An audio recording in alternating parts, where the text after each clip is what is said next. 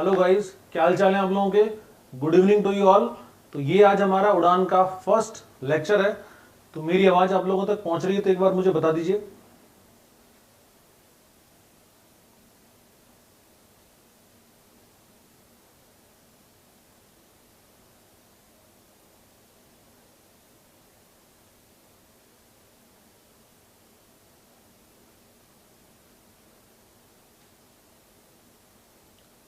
एक बार जरिए कमेंट्स का बता दीजिए कि आवाज़ सही है क्या।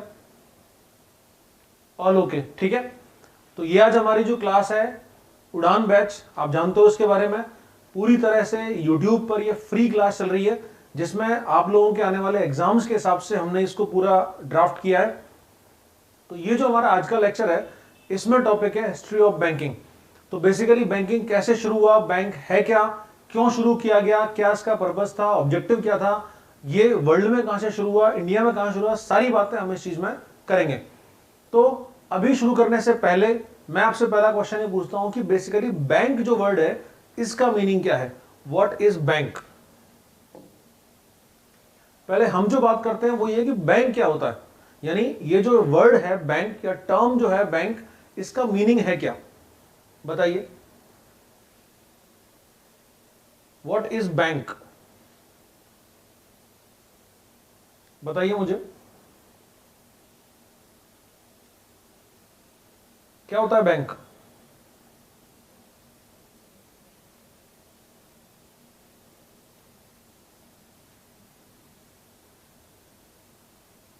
बताओ बैंक किसको बोलते हैं। ये जो टर्म है बैंक, इसका मीनिंग है क्या बेसिकली।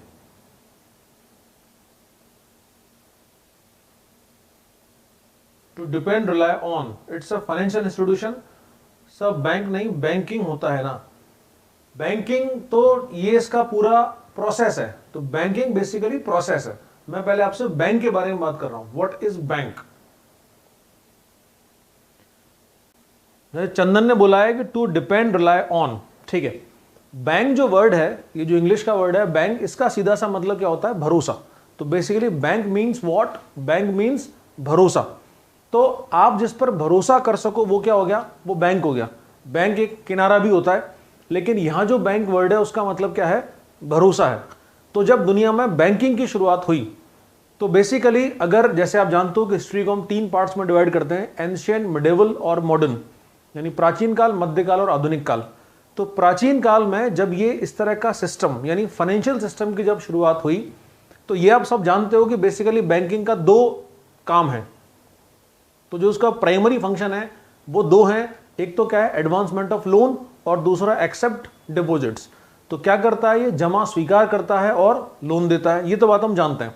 लेकिन बैंकिंग की शुरुआत जब हुई तो उसमें इस तरह का जो फाइनेंशियल मैटर था वो केवल एक ही तरह का था, और वो था मनी लेंडिंग का। तो यानी एंशिएंट पीरियड में जब ये काम शुरू हुआ उस समय केवल एक ही फंक्शन होता था, कौन सा, मनी लेंडिंग। और मनी लेंडिंग करने वाले कौन होते थे, मनी लेंडिंग करने वाले थे बेसिकली मनी लेंडर्स,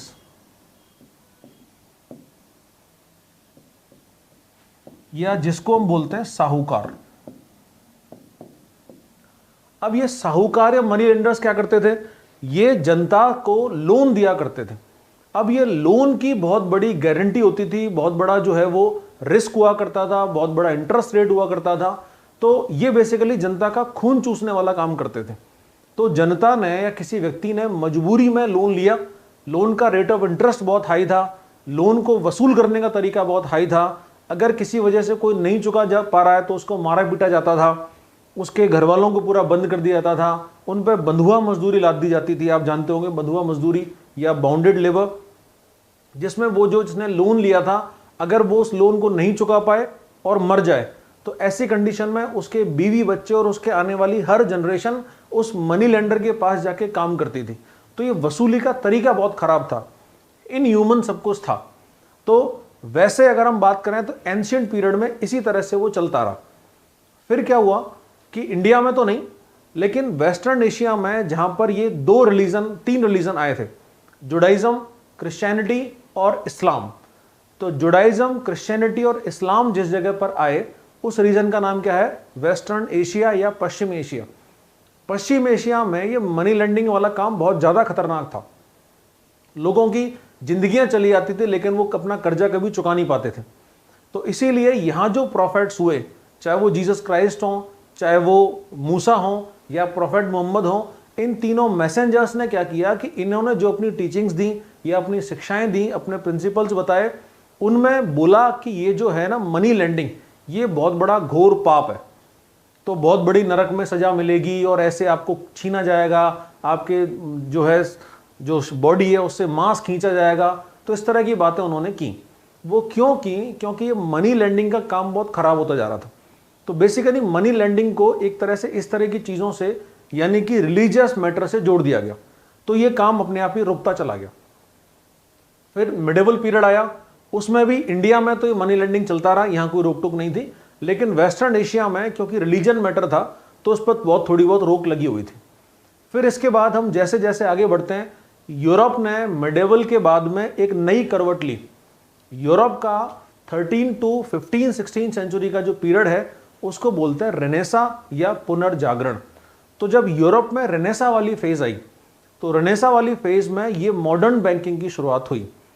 तो आज हम जिसकी बात कर रहे हैं वो मैटर बेसिकली ये मॉडर्न बैंकिंग है। तो जैसे आप लोग अभी बात कर रहे थे कि ये बैंक नहीं होता, ये क्या होता है? बैंकिंग होता है। लेकिन ये बैंकिंग भी नहीं होता है, बेसिकली मॉडर्न बैंकिंग होता है।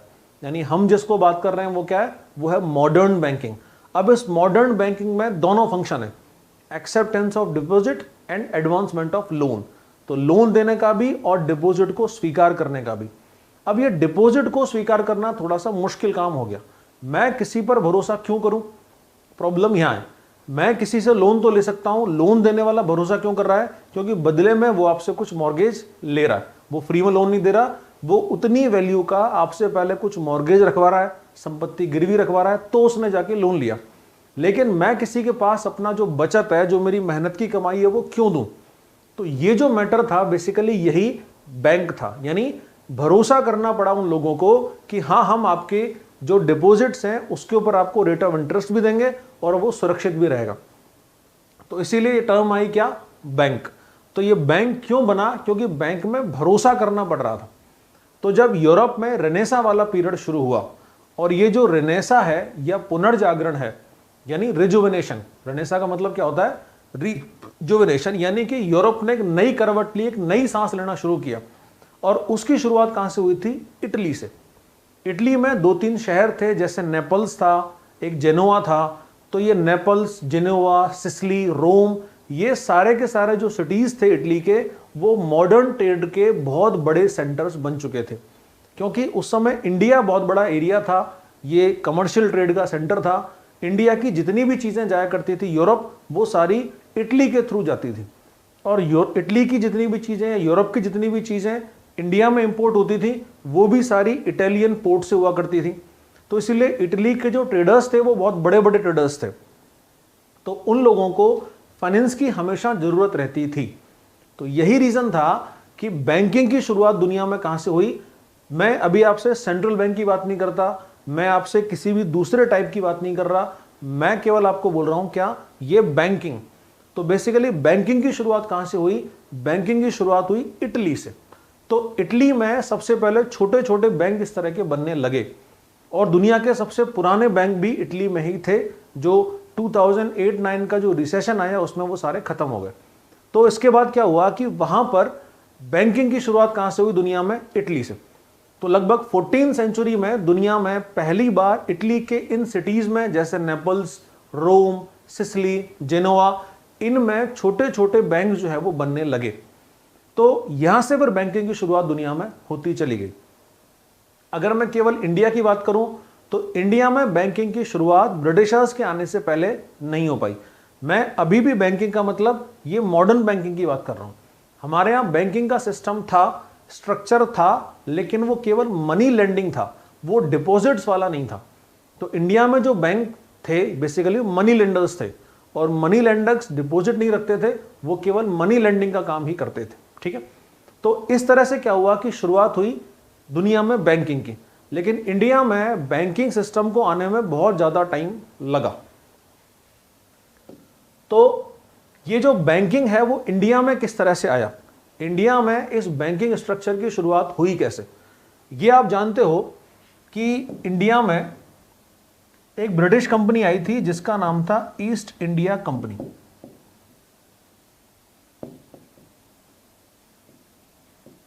तो यूरोप में इस बैंकिंग सिस्टम की शुरुआत हो चुकी थी। इंडिया में मॉडर्न बैंकिंग की शुरुआत इस समय तक नहीं हुई थी। उस समय मुगल्स का टाइम था, तो औरंगजेब, अकबर या जहांगीर, शाहजहां, वो सारे बादशाह उस समय हुआ करते थे। तो ब्रिटिशर्स जिस समय आए उस समय मुगल एम्परर थे।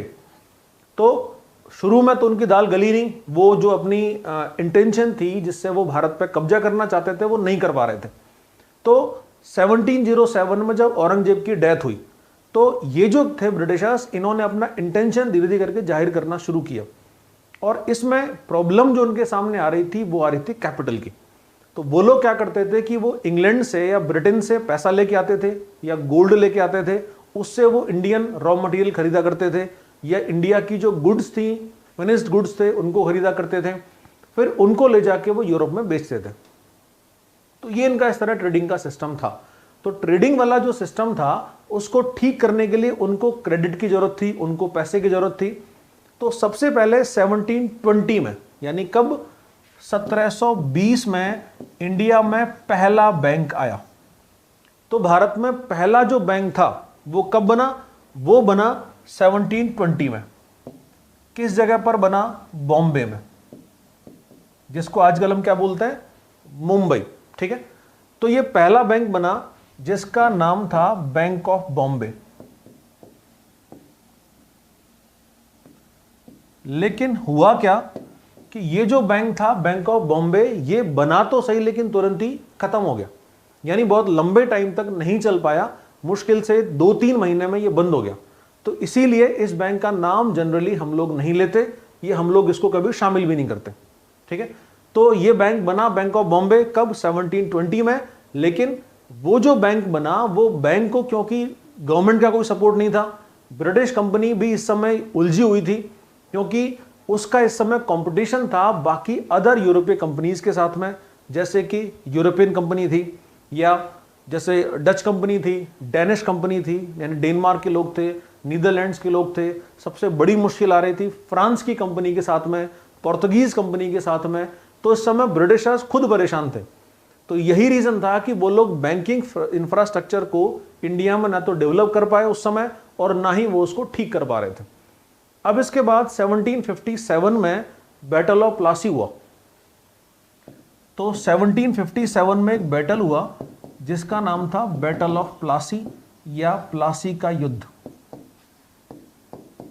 ये आप जानते होंगे, इस बात को शायद सुना होगा इसका, कि ये जो प्लासी की लड़ाई थी ये इंडिया की पहली लड़ाई थी जिसमें इंडियंस और यूरोपियन कोई कंपनी आपस में कन्फ्रंट हुए आमने सामने। यानी पहली लड़ाई थी जिसमें भारतीय और कोई यूरोपीय कंपनी आपस में आमने सामने की लड़ाई जो है वो लड़ रहे हैं। इस लड़ाई में ब्रिटिशर्स ने बंगाल को एक तरह से जीत लिया। तो फाइनली ब्रिटेन का या ब्रिटिश कंपनी का भारत पर अधिकार होना शुरू हुआ। और उसकी शुरुआत कहां से हुई? उसकी शुरुआत हुई इस प्लासी की लड़ाई से 1757 से। इसके बाद 1765 में एक और बैटल हुआ था, बैटल ऑफ बक्सर।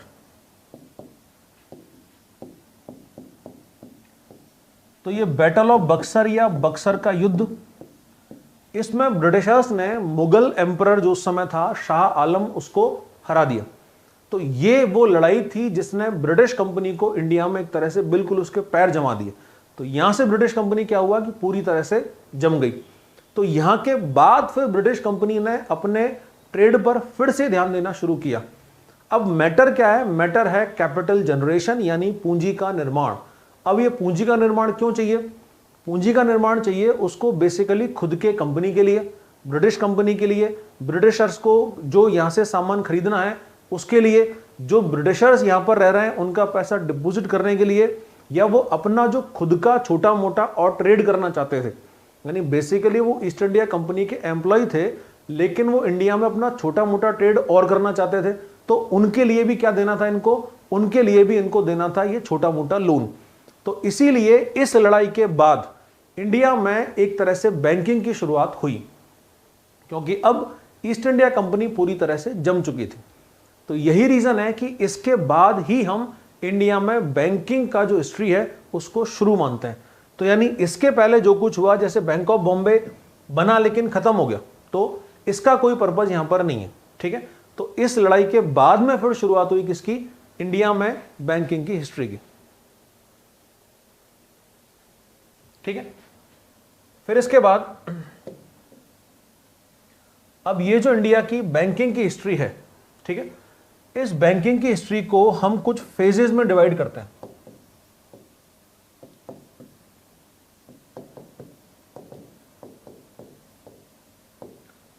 तो बैंकिंग हिस्ट्री के लिए हमें क्या करना पड़ेगा, हमें कुछ फेजेस बनाने पड़ेंगे। ठीक है, अब ये जो फेजेस हैं, इसमें सबसे पहला जो फेज है इसका बैंकिंग हिस्ट्री का, वो कहां से शुरू हुआ, जहां से इंडिया में पहली बैंक बनी।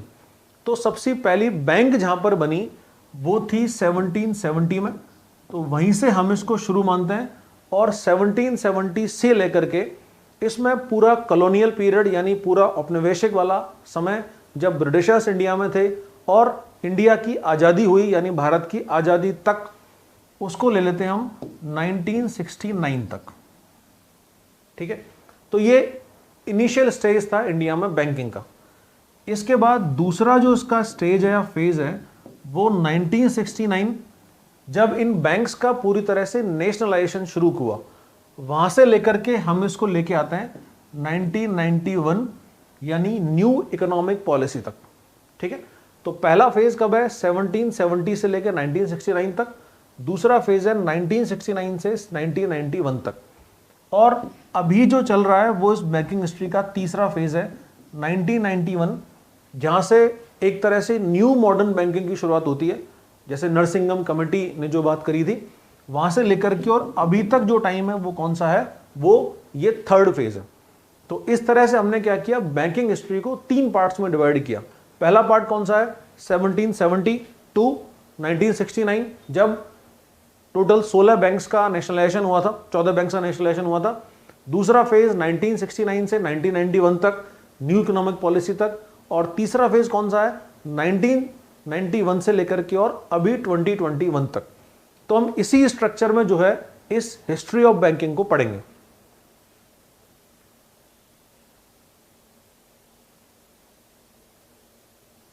हाँ, बैंक ऑफ हिंदुस्तान पहला बैंक था।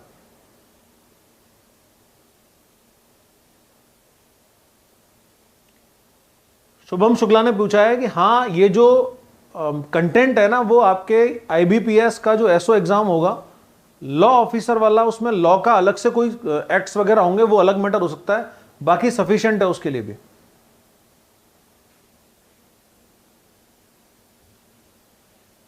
ठीक है, तो अब हम इसमें आगे बढ़ते हैं। तो ये हमारा फर्स्ट फेज है, कौन सा, 1770 से 1969 वाला। ठीक है, तो हम सबसे पहले किसको पढ़ रहे हैं, इसके फर्स्ट फेज को। तो पहला है फर्स्ट फेज या प्रथम चरण। तो यह है पहला फेज या प्रथम चरण बैंकिंग का। ठीक है,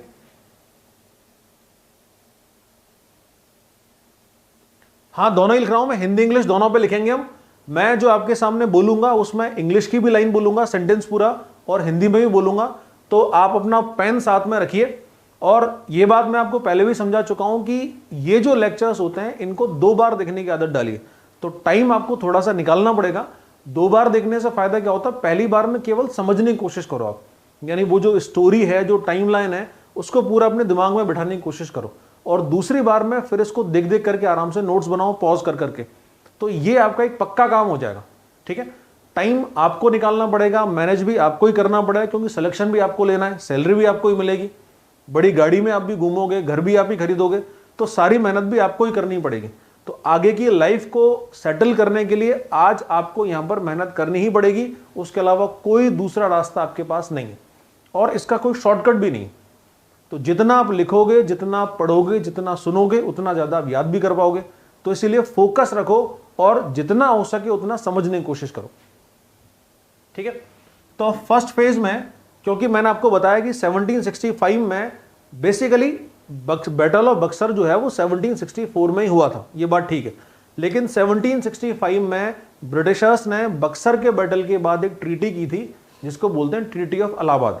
और उस ट्रीटी ऑफ इलाहाबाद से ब्रिटिशर्स का बिहार, बंगाल, झारखंड और उड़ीसा, ये जो पूरा ईस्टर्न इंडिया वाला पार्ट है, इस ईस्टर्न इंडिया पर कब्जा हो गया था। तो 1765 में ट्रीटी ऑफ इलाहाबाद से ब्रिटिश कंपनी ने बिहार, आज का वेस्ट बंगाल, और बांग्लादेश, झारखंड और उड़ीसा, ये जो पूरा ईस्टर्न इंडिया उस पर कब्जा कर लिया था। तो इसीलिए मैंने वहां पर 1765 वो ईयर बोला था, ठीक है। तो 1770 में आपने कमेंट सेक्शन में लिखा है कि इंडिया की पहली बैंक आई। तो 1770 में पहली बैंक बनी बैंक ऑफ हिंदुस्तान।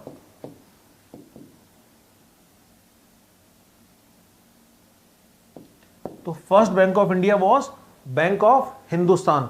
और ये बैंक ऑफ हिंदुस्तान का जो हेडक्वार्टर था या जहां पर ये बनी वो था कैलकाटा। अब ये भी आपके समझ में आ रहा होगा कि कैलकाटा जो है वो उस समय ब्रिटिश कैपिटल हुआ करती थी, यानी उस समय का जो इंडिया है उसका नाम क्या था, ब्रिटिश इंडिया। और ब्रिटिश इंडिया की कैपिटल क्या थी, कैलकाटा। तो वहीं कैलकाटा में बैंक ऑफ हिंदुस्तान के नाम से ब्रिटिशर्स ने एक बैंक जो है वो शुरू किया। तो ये इस तरह से क्या बना, ये बना इंडिया का पहला बैंक। तो फर्स्ट बैंक ऑफ इंडिया वो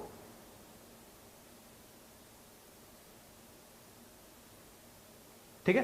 तो लिखिए इसमें फर्स्ट बैंक ऑफ इंडिया, यानी भारत का पहला बैंक कौन सा, 1770 बैंक ऑफ हिंदुस्तान।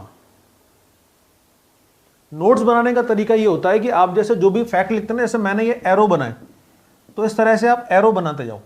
जहां को बड़ा पॉइंट है, जैसे मान ली ये फर्स्ट फेज आप पढ़ रहे हो, तो यहां पर आप इस तरह स्टार बना दीजिए, या इस तरह से यूं ये एरो बना दीजिए।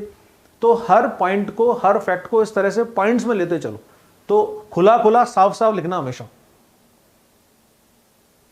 ठीक है। तो पहला बैंक कौन सा बना, बैंक ऑफ हिंदुस्तान, ठीक है। तो ये कहां पे था, ये था कैलकाटा में। तो ये था इंडिया का पहला बैंक। अभी ये कमर्शियल बैंक था कि म्यूचुअल बैंक था कि कोऑपरेटिव बैंक था, इस पे भी नहीं जा रहे, ये सीधा सीधा पहला बैंक।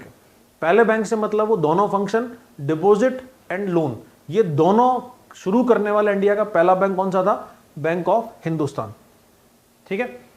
फिर इसके बाद 1786 में एक और बैंक बना जिसका नाम था जनरल बैंक ऑफ इंडिया।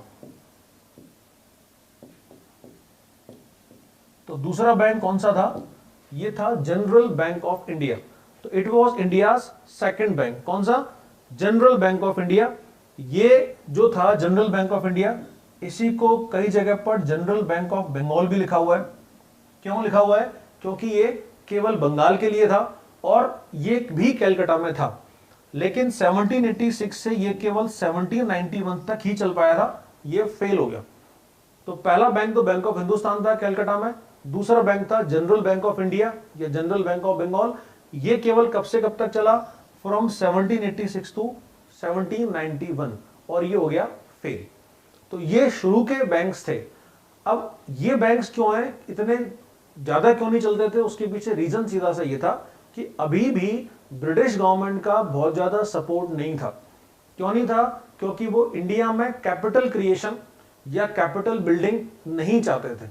वो नहीं चाहते थे कि भारत में कैपिटल क्रिएशन या कैपिटल बिल्डिंग हो। और वो क्यों नहीं चाहते थे ऐसा, क्योंकि उन्होंने इंडिया को केवल और केवल रॉ मटेरियल सप्लायर बना रखा था। वो इंडस्ट्रियल डेवलपमेंट नहीं चाहते थे, वो किसी तरह का और कोई डेवलपमेंट इंडिया में नहीं चाहते थे।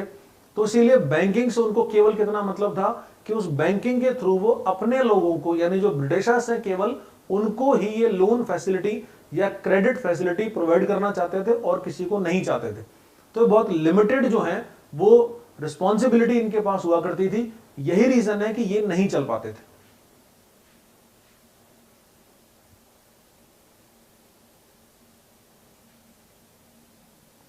ठीक है। फिर इसके बाद, अब ये शुरू के बैंक्स थे। इसके बाद जो बड़े बैंक आए उनमें सबसे पहला बैंक था,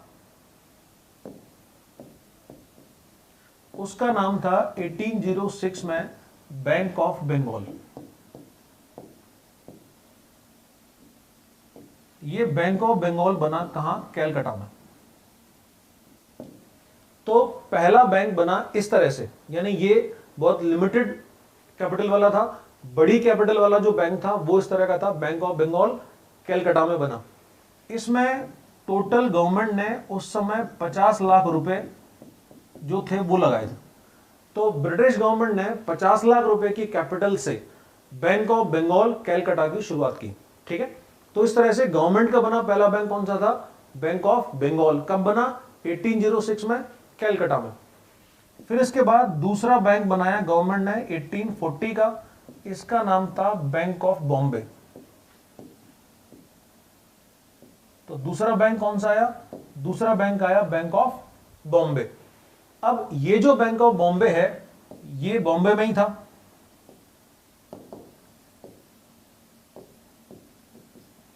और इसके लिए गवर्नमेंट ने 52 लाख रुपीस की कैपिटल इन्वेस्टमेंट की। तो बैंक ऑफ बंगाल तो कितने से आया, 50 लाख रुपीस से, और बैंक ऑफ बॉम्बे कितने से आया, 52 लाख रुपीस से। ठीक है, फिर गवर्नमेंट का ही तीसरा बैंक था 1843 का, जिसका नाम था बैंक ऑफ मद्रास। इसका हेडक्वार्टर मद्रास में था, जिसको हम आजकल बोलते हैं चेन्नई। ठीक है, ये छोटा बैंक था, इसके लिए गवर्नमेंट ने 30 लाख रुपए का कैपिटल इन्वेस्टमेंट किया था। ठीक है, तो इस तरह से गवर्नमेंट ने 3 बैंक बनाए, Bank of Bengal, Bank of Bombay और बैंक ऑफ मद्रास। तो ये जो तीनों बैंक्स हैं, इन तीनों बैंक्स को बोलते हैं क्या, इन तीनों बैंक्स को बोलते हैं प्रेसिडेंसी बैंक। अब इन तीनों को प्रेसिडेंसी बैंक क्यों बोलते हैं, हम इस पर ही बात करते हैं। तो बेसिकली ये जो बैंक थे तीनों के तीनों, ये 3 प्रेसिडेंसी में हुआ करते थे। ठीक है, तो कहां पर हुआ करते थे, सारे के सारे 3 प्रेसिडेंसी में। और वो प्रेसिडेंसी का मतलब क्या था कि जैसे आजकल स्टेट्स हैं या राज्य है, ब्रिटिशर्स ने उस समय 3 प्रेसिडेंसी बनाई थी।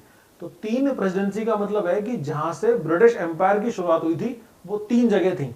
पहली थी कलकत्ता या बंगाल, दूसरी थी बंबई या बॉम्बे, और तीसरा था मद्रास। तो मैं इसको मैप के हिसाब से बताऊं तो जैसे ये साउथ वाला हिस्सा है। ठीक है, इसमें यहां पर थी बॉम्बे प्रेसिडेंसी। तो आज जो महाराष्ट्र, गोवा, कर्नाटक और गुजरात वाला पार्ट है, वहां पर क्या हुआ करता था, बॉम्बे प्रेसिडेंसी। और ये वाला जो हिस्सा है जिसमें तमिलनाडु, कुछ हिस्सा केरला का, आंध्रा और तेलंगाना वाला पार्ट आता है, यहां हुआ करता था मद्रास प्रेसिडेंसी। और तीसरा ये वाला हिस्सा था बंगाल प्रेसिडेंसी। बंगाल प्रेसिडेंसी में वेस्ट बंगाल, बांग्लादेश और बिहार, झारखंड, उड़ीसा, ये वाला पूरा पार्ट था। तो इस तरह से लिमिटेड एरिया में इन्होंने बैंक्स की शुरुआत की। तो ये जो तीनों बैंक्स हमने पढ़े, इन तीनों बैंक्स को क्या बोलते थे, प्रेसिडेंसी बैंक। अब इन तीनों बैंक्स को प्रेसिडेंसी बैंक क्यों बोलते थे, क्योंकि ये तीनों जो बैंक हैं वो 3 अलग अलग प्रेसिडेंसीज में बनी थी। बॉम्बे प्रेसिडेंसी में, बंगाल प्रेसिडेंसी में और मद्रास प्रेसिडेंसी में। तो वहां की जो गवर्नमेंट थी ये इनको चलाया करती थी।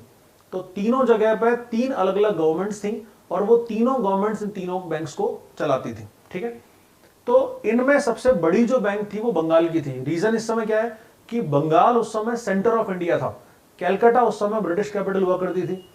तो उस समय का जो गवर्नर जनरल था वो भी कहां बैठता था, वो कलकत्ता में बैठता था। तो इसलिए सबसे बड़ी बैंक इनमें कौन सी रही, बैंक ऑफ बंगाल की। तो बैंक ऑफ बंगाल की जो बैंक थी उसी को बाद में सबसे पहले नोट जारी करने का अधिकार भी मिला। दूसरी तरफ ये जो बैंक ऑफ बॉम्बे थी जो 1840 में बनी थी, इसका नाम 1868 में कर दिया न्यू बैंक ऑफ बॉम्बे। ठीक है, तो 1868 में इस बैंक का नाम क्या बन गया, न्यू बैंक ऑफ बॉम्बे। ये हो गया।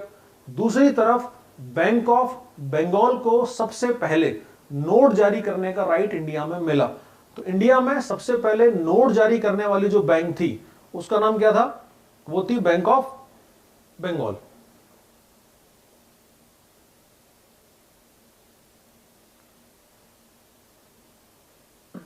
ठीक है, तो यहां तक कोई समस्या किसी को? तो इसमें बैंक ऑफ बंगाल को 1823 में पहली बार करेंसी या नोट जारी करने का अधिकार मिला। इसके पहले इंडिया में मेटल करेंसी या धातु मुद्रा हुआ करती थी, ठीक है। तो पहली बार इंडिया में कागज की मुद्रा या करेंसी नोट जारी करने वाली बैंक कौन सी बनी? Bank of Bombay 1823। तो ये जो तीनों बैंक्स हैं, इन्होंने फिर बाद में अपनी अपनी प्रेजेंसी में करेंसी जारी करने का अधिकार जो है वो ले लिया था। तो इंडिया में शुरू में कोई सेंट्रल बैंक तो थी नहीं, ये तीनों बैंक अपना अपना काम करती थी, अपने अपने नोट छापती थी, और जहां जहां इनका एरिया था उस एरिया में वो जो नोट थे वो चला करते थे, ठीक है। आपस में इनका कोई कम्युनिकेशन इस तरह से नहीं था। लेकिन ब्रिटिश गवर्नमेंट को क्या करना था कि इन तीनों जो बैंक्स थी इनके बीच में कोऑर्डिनेशन बनाना था। तो इसीलिए ब्रिटिश गवर्नमेंट ने 1845 में प्रेसिडेंसी एक्ट जो है वो लागू किया, और उस प्रेसिडेंसी एक्ट में क्या कर दिया, इन तीनों के लिए कॉमन लॉज बनाना शुरू किया, ठीक है। तो ये तीनों बैंक जो है वो इंडिया का करेंसी नोट छापने का काम कर रही थी, इन्होंने चेक जारी करना चालू कर दिया। तो बैंकिंग की शुरुआत इस तरह इंडिया में हो गई। लेकिन ये जितने भी बैंक्स हम पढ़ रहे हैं वो सारे के सारे बैंक्स कौन से हैं? ये वो बैंक्स हैं जो कि ब्रिटिश कैपिटल वाले थे, यानी ऐसे बैंक जिनमें ब्रिटिश कैपिटल जो था वो इन्वेस्टेड था। उसके अलावा अब हम बात करते हैं किसकी? ऐसे बैंक जो कि इंडियन कैपिटल वाले थे, ठीक है। तो यहां तक किसी को कोई समस्या, कोई डाउट बताइए?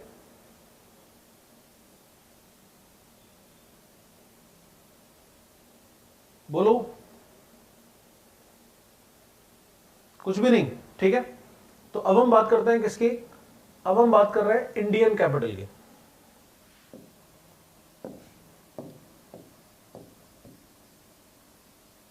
तो ये जो सारे के सारे बैंक बने वो कौन से थे? ये वो थे जो ब्रिटिश कैपिटल वाले थे, यानी ब्रिटिश कोई व्यक्ति था, कोई इंडस्ट्रियलिस्ट था, या कोई ट्रेडर था, या गवर्नमेंट थी, उन्होंने इसमें पैसा लगाया था। अब इंडियंस ने जो बैंक बनाए उनको क्या बोलेंगे हम? ये इंडियन कैपिटल वाले बैंक, ठीक है। तो इंडियन कैपिटल वाला सबसे पहला जो बैंक था वो आपने सबने पढ़ी रखा है, लोगों ने बोला भी कमेंट्स में, 1881 का अवध कॉमर्शियल बैंक।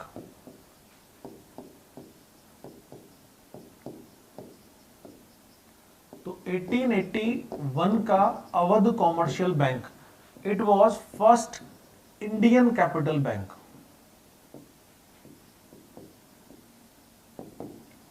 तो ये था भारत का पहला इंडियन कैपिटल वाला बैंक, यानी first Bank of Indian capital. और इसका जो हेडक्वार्टर था वो था फैजाबाद में।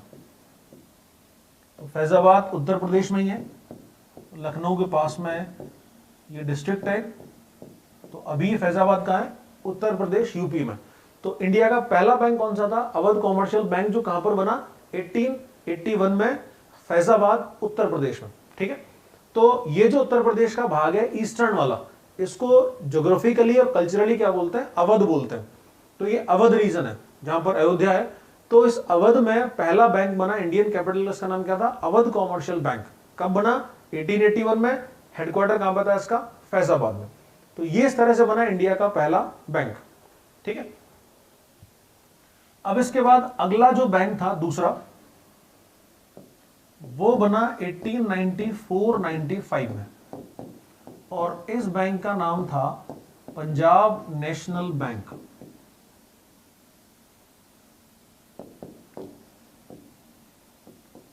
पंजाब नेशनल बैंक बना। पंजाब नेशनल बैंक का जो सेंटर था वो था लाहौर, जो फिलहाल कहां पर है? ये है पाकिस्तान में। और इस पंजाब नेशनल बैंक के जो फाउंडर थे वो थे लाला लाजपत राय। शायद ये नाम आपने अच्छे से सुना होगा, लाला लाजपत राय, जिनको पंजाब केसरी यानी लाइन ऑफ पंजाब बोला जाता है। तो वो लाला लाजपत राय बहुत बड़े इंडस्ट्रियलिस्ट थे उस समय, बड़े सेठ थे। तो उन लाला लाजपत राय ने बनाया था पंजाब नेशनल बैंक, ठीक है। इंडिया का लीडिंग बैंक है, आप सब जानते हो। तो पंजाब नेशनल बैंक कब बना? 1894-95 में, ठीक है।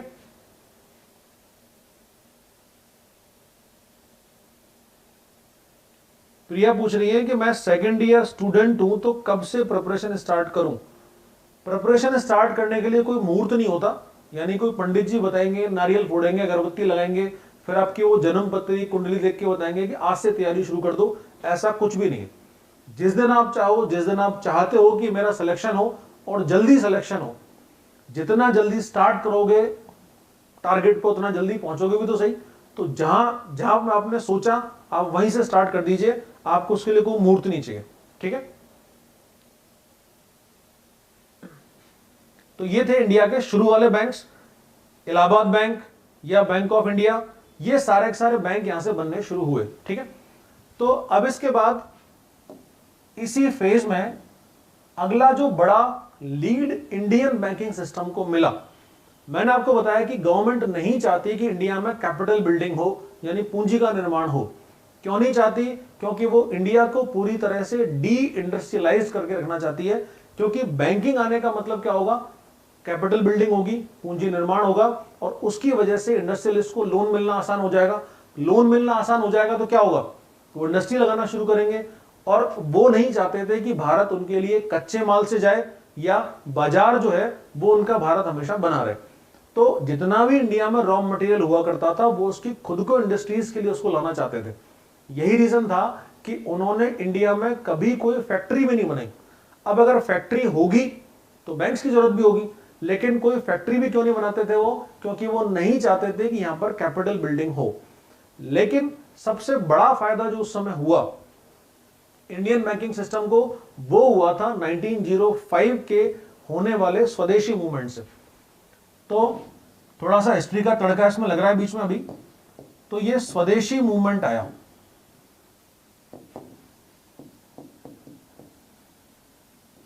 यानी स्वदेशी आंदोलन।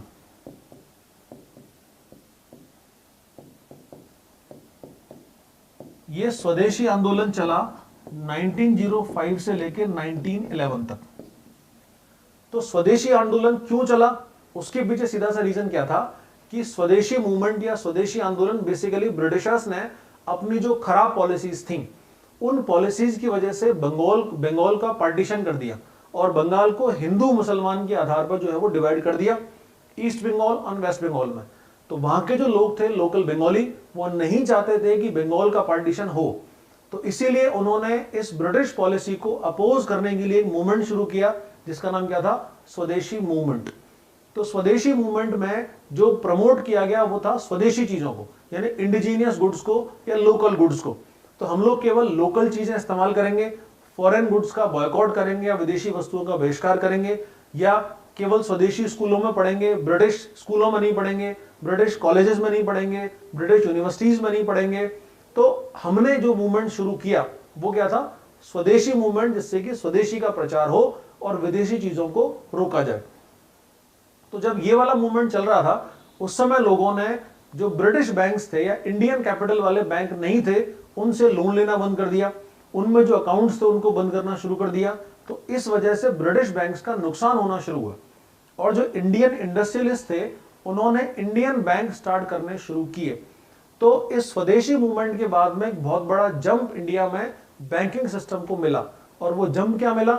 जंप ये मिला कि इंडिया में उस समय जो इंडस्ट्रियलिस्ट थे उन्होंने इंडियन बैंक खोलना शुरू किया। इसके बाद फर्स्ट वर्ल्ड वॉर आ गया 1914 से 1918 तक। तो इस बैंकिंग सिस्टम को दूसरा फायदा मिला बड़ा फर्स्ट वर्ल्ड वॉर से, यानी पहले विश्व युद्ध से। फर्स्ट वर्ल्ड वॉर ये 1914 से लेकर 1918 तक चला था। और इस फर्स्ट वर्ल्ड वॉर में ब्रिटिश गवर्नमेंट ने ये चीज रियलाइज की कि अगर हमने इंडिया में इंडस्ट्री शुरू नहीं किए, इंडिया में बैंकिंग सिस्टम को प्रमोट नहीं किया, तो उसका बहुत बड़ा नुकसान भविष्य में होगा। यानी अगर सेकेंड वर्ल्ड वॉर होता है, तो अगर हमने कुछ फैक्ट्रीज इंडिया में चालू नहीं करी, और कल को कोई यूरोपियन कंट्री अगर अटैक करता है किस पर? ब्रिटेन पर, तो उनका पूरा सिस्टम खराब हो जाएगा। तो इसीलिए 1918 के बाद ब्रिटिशर्स ने क्या किया कि थोड़ा थोड़ा इंडिया में बैंकिंग को प्रमोट करना शुरू किया, इंडिया में थोड़ी थोड़ी इंडस्ट्रीज लगाना शुरू किया। अब इंडस्ट्रीज लगेंगी, लोगों को लोन मिलने शुरू होंगे, तो ये कैपिटल बिल्डिंग और ज्यादा बढ़ना शुरू होगा। तो फर्स्ट वर्ल्ड वॉर ने भी इंडियन बैंकिंग हिस्ट्री को प्रमोट करने में बहुत बड़ा की रोल जो है वो प्ले किया था। ठीक है। फिर यहां से स्वदेशी का फायदा लगातार मिल ही रहा था, बैंकिंग सिस्टम और अच्छा होने लगा। फिर इसके बाद जब सेकेंड वर्ल्ड वॉर हुआ तो और ज्यादा फायदा हुआ इन बैंक्स को। ये हुआ 1939 से लेकर 1945 तक, ठीक है। इसके बाद इंडिया आजाद हुआ। इंडिया आजाद हुआ ये हम सब जानते हैं, ठीक है। तो ये था बेसिकली कौन सा मैटर कि जब इंडिया में बैंकिंग की शुरुआत हुई। अब इसी बीच में आता है क्या, आरबीआई यानी रिजर्व बैंक ऑफ इंडिया। तो जब फर्स्ट वर्ल्ड वॉर हुआ और ब्रिटिश गवर्नमेंट ने सोचना शुरू किया कि इंडिया में बैंकिंग को किस तरह से प्रमोट किया जाए, तो बैंकिंग को प्रमोट करने के लिए इन्होंने एक काम तो क्या किया कि 1921 में एक एक्ट लेके आए, जिस एक्ट का नाम था imperial Bank of India act.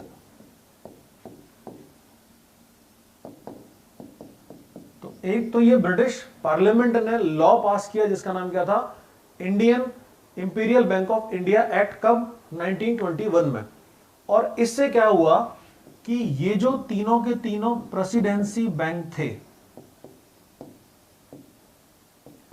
Presidency bank कौन कौन से, तीन बैंक, एक तो Bank of Bengal, Bank of Bombay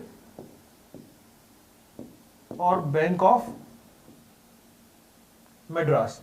अब ये तीन अलग अलग बैंक हैं, तीन अलग अलग काम कर रहे हैं।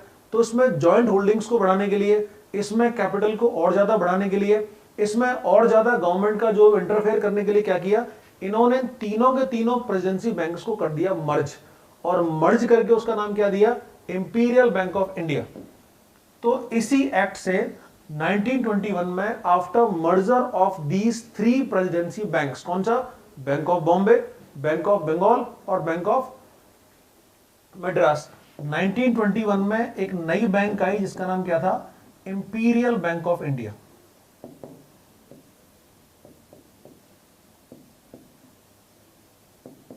तो यहां तक की कहानी आपकी समझ में आ गई होगी। इंपीरियल बैंक ऑफ इंडिया कैसे बनी, इंपीरियल बैंक ऑफ इंडिया बनी after merger of all these three presidency banks, Bank of Bengal, Bank of Bombay and Bank of Madras. तो 1921 में तीनों मिला क्या बना दिया, इंपीरियल बैंक ऑफ इंडिया बना दिया। और इसी इंपीरियल बैंक ऑफ इंडिया को बोला कि अब आप क्या करो, इंडिया के लिए नोट छापना शुरू कर दो। तो पहले तो तीन अलग अलग बैंक्स नोट छाप रही थी अपने अपने एरिया में। अब क्या हुआ कि सेंट्रलाइज सिस्टम कर दिया इंपीरियल बैंक ऑफ इंडिया का कि यही जो है वो नोट छापेगी सारे के सारे भारत के लिए।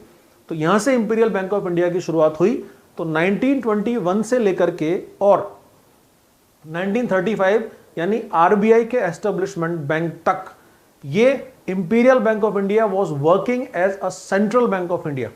तो 1921 से लेकर कब तक, 1935 तक, यानी जब तक आरबीआई नहीं बना तब तक ये Imperial Bank of India he central bank के रूप में इंडिया में काम कर रहा था, ठीक है। तो इंडिया क्या हो गया था, इंडिया का सेंट्रल बैंक उस समय जो था वो इंपीरियल बैंक ऑफ इंडिया था, और वही करेंसी का जो प्रिंटिंग था या जो मिंटिंग वाला काम था वो दोनों कर रहा था, ठीक है। फिर इसके बाद जैसा हम बात कर रहे हैं, जैसा हमारा डिस्कशन चल रहा है कि ब्रिटिश गवर्नमेंट कुछ सुधरने लगी थी। ब्रिटिश गवर्नमेंट इंडिया में कैपिटल बिल्डिंग चाहती थी। ब्रिटिश गवर्नमेंट उस समय इंडिया में बैंकिंग सिस्टम को सुधारना चाहती थी। तो इसीलिए 1929 में जब दुनिया में ग्रेट डिप्रेशन आया तो इसी बैंकिंग मूवमेंट को और बड़ा फायदा किससे मिला, 1929 के द ग्रेट डिप्रेशन से।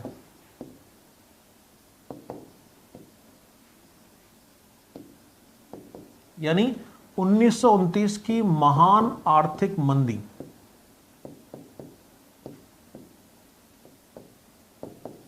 इसके बारे में हम लोग जान चुके हैं, हम लोग बात कर चुके हैं इस पर कि जो द ग्रेट डिप्रेशन था वो क्यों आया था, क्योंकि फर्स्ट वर्ल्ड वॉर का जो पोस्ट वर्ल्ड वॉर इफेक्ट था वो ये ग्रेट डिप्रेशन था। यानी युद्ध के समय जो माहौल चला उस माहौल की वजह से सारी फैक्ट्रीज खत्म हो गई, उनमें डिमांड खत्म हो गई और उस वजह से दुनिया में आर्थिक मंदी आई थी। तो द ग्रेट डिप्रेशन आया। उस समय ब्रिटिश गवर्नमेंट ने इंडिया में भी क्या सोचा कि हम बैंकिंग रिफॉर्म्स लेके आते हैं। तो यहां पर इन्होंने बैंकिंग रिफॉर्म्स लाने शुरू किए। अब ये जो बैंकिंग रिफॉर्म्स इन्होंने किए वो किस तरह से किए कि इन बैंकिंग रिफॉर्म्स में इन्होंने 1929 में एक कमेटी बनाई, जिस कमेटी का नाम था सेंट्रल बैंक इन्वेस्टिगेशन कमेटी। तो 1929 में ब्रिटिश गवर्नमेंट ने एक कमेटी बनाई जिसका नाम था सेंट्रल बैंकिंग इन्वेस्टिगेशन कमेटी।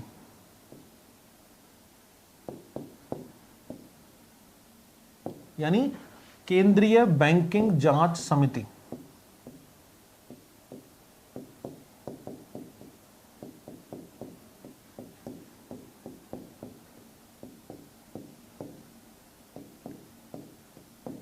तो कमेटी कब बनी? 1929 में।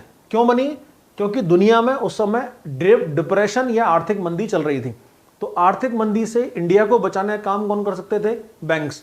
तो इसीलिए बैंक्स में मनी सप्लाई के लिए, बैंकिंग इंफ्रा को और ज़्यादा स्ट्रांग बनाने के लिए, बैंकिंग फैसिलिटीज़ में लोन फैसिलिटी को और ज़्यादा प्रमोट करने के लिए इन्होंने 1929 में सेंट्रल बैंकिंग इन्वेस्टिगेशन कमेटी बनाई।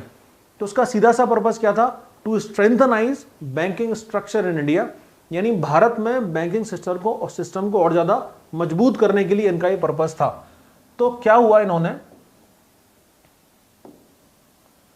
क्या किया कि ये जो सेंट्रल बैंकिंग इन्वेस्टिगेशन कमेटी बनाई, इस सेंट्रल बैंकिंग इन्वेस्टिगेशन कमेटी ने इंडियन गवर्नमेंट को और ब्रिटिश गवर्नमेंट को रिकमेंड किया क्या कि इंडिया को इस समय एक सेंट्रल बैंक चाहिए, ऐसा सेंट्रल बैंक जो कि इन सारे के सारे कमर्शियल बैंक्स को या इस बैंकिंग सिस्टम को रेगुलेट करे, उनके लिए नॉर्म्स बनाए और मनी सप्लाई, मॉनेटरी पॉलिसी, वो सारा का सारा काम करे। तो बेसिकली इन्होंने रिकमेंड किसके लिए किया? The committee recommended for a central bank. ये इस कमेटी की जो जांच थी उसका सबसे बड़ा रिकमेंडेशन या सबसे बड़ा रिजल्ट था क्या? They were demanding for a central bank in India. इसकी डिमांड को ब्रिटिश पार्लियामेंट ने स्वीकार किया और इसी आधार पर ब्रिटिश पार्लियामेंट ने 1934 में reserve bank of India act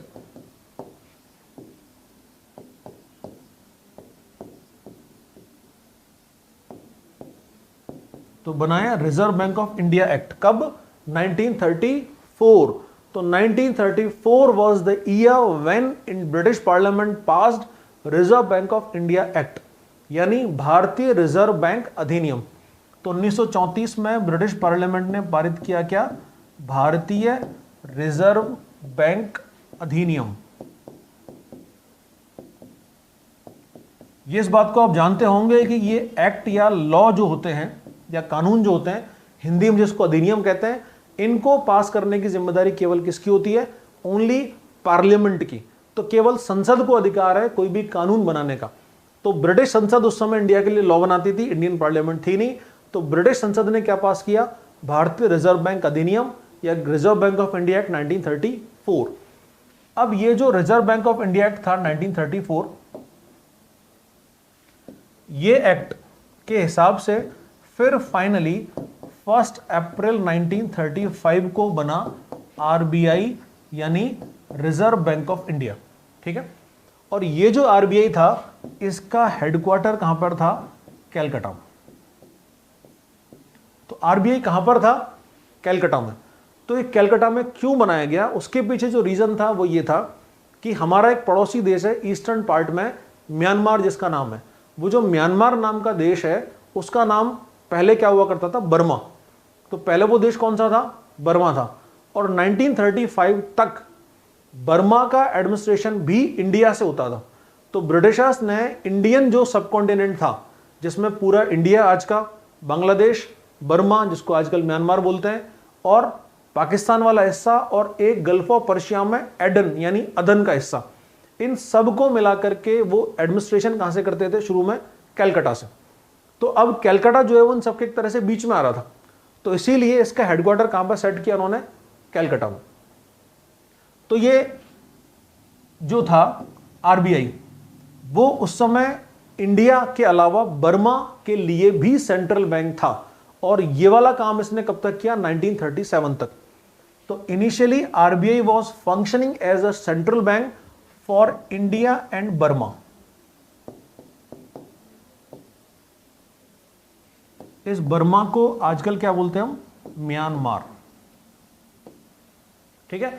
और पाकिस्तान जब आजाद हुआ था उस समय भी शुरू में पाकिस्तान के लिए नोट छापने का काम भी आरबीआई ने किया था।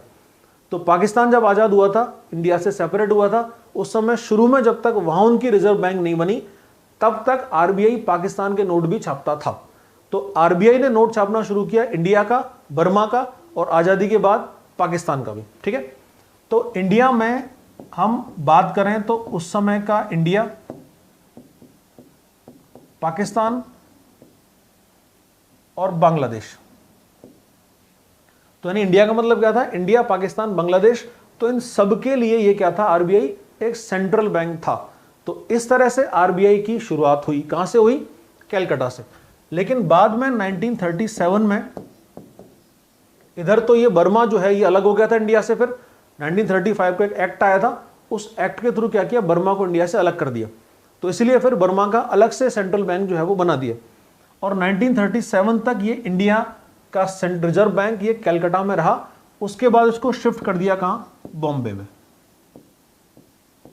तो 37 के बाद ये कहां गया, ये आ गया बॉम्बे में, ठीक है। तो इस तरह से आरबीआई की शुरुआत हुई। अब हम अगली बात करें कि आरबीआई के फर्स्ट गवर्नर कौन थे। तो मुझे उनका नाम बताइए, who was the first governor of RBI, बताइए कमेंट सेक्शन में, बताओ। नैना पटेल पूछ रहे हैं ये क्लास बैंक के लिए है क्या। हाँ जी, बैंकिंग ही तो पढ़ा रहा हूं उसमें, तो क्लास बैंक के लिए है। तो मुझे आप बताइए,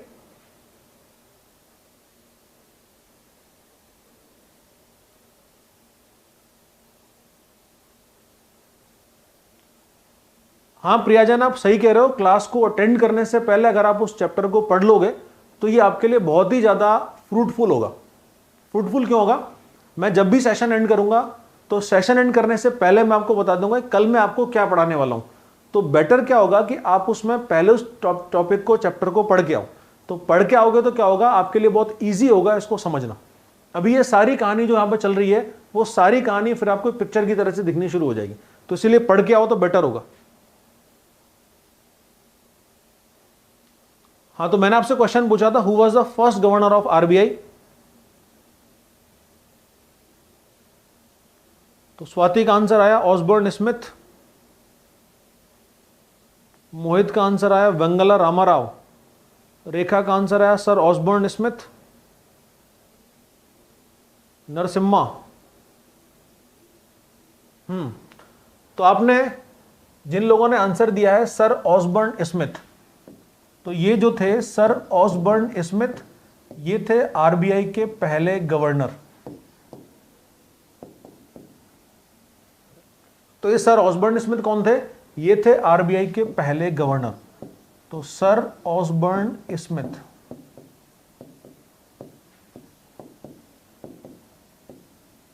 he was first governor of RBI, यानी आरबीआई के पहले गवर्नर कौन थे, सर ऑसबोर्न स्मिथ।